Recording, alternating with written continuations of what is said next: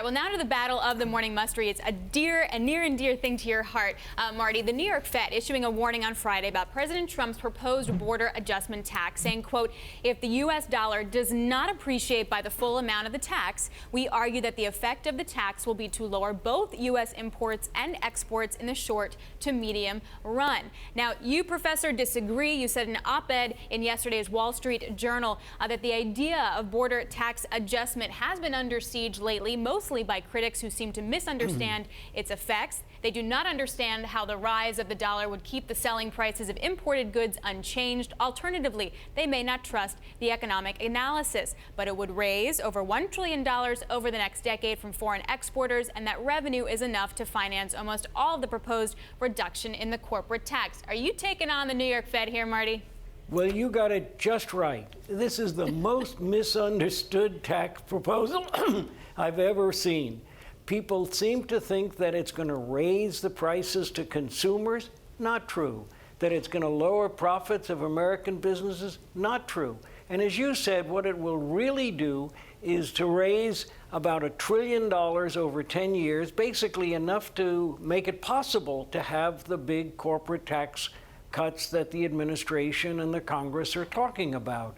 Without the border tax adjustment, that would mean $1 trillion of additional national debt, and that would be a mistake. So it's really important for Congress and the administration to get together on this. So Marty, as I understand what these economists from the New York Fed had to say were at least two things. Number one is you have to take into account that most inputs coming in from the outside are denominated in dollars, so there's no immediate adjustment in the price of those inputs coming in. And also, insofar as there is an increase in price in the United States from somebody who's using imports, the competitors will also increase and raise the price as a practical matter, and so the prices will go up no matter what. Are they wrong? I think they're wrong in thinking that there's not going to be an adjustment in the prices.